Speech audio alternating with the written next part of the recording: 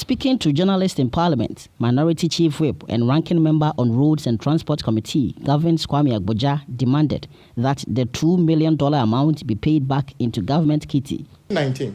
We all saw this picture from South Africa where the president, the finance minister, the minister of railway, Honorable Joe Gatti, and co.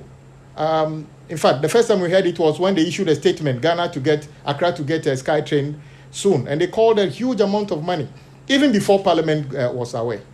When they returned to Ghana, they started adding the pieces together, and it turns out that government of Ghana encouraged an investor from South Africa to set up an SPV, special purpose vehicle, in Mauritius. And before the company actually even starts to do feasibility study, someone in government decided to pay $2 million to this entity. Then this year, January this year, the former Minister for Railway, Honorable Joe Gatti, one of the people vying to be flag bearer in NPP, gave an interview, and where he suggested that he never said that the Sky Train project was going to be funded by government. I'm not sure whether he's reading what he himself has written. If government was not the one funding the Sky Train, what was the $2 million meant for? But the important question is this.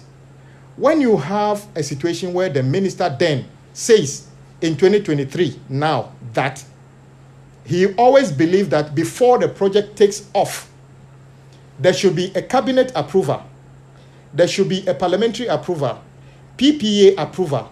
Since none of these things were approved, in fact, the Auditor General report suggested that the company did not even have the necessary license to operate the system they wanted to operate. So the question is, what was the reason for government to act in a way to give out $2 million? Who actually took the decision to pay this entity in Mauritius?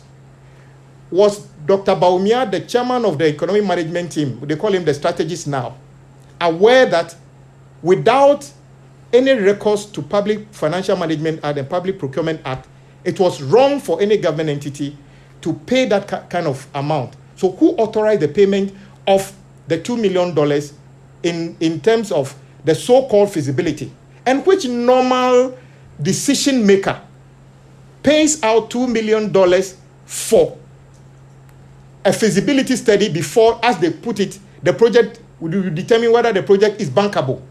These things only happen when it's an organized crime, when people are careless, clueless, and reckless about public expenditure. This monumental infrastructure announced by President Akufo-Addo had its plan drafted back in 2017. An assessment of GIIF's risk management issues reveals that the policy is still in the draft stage.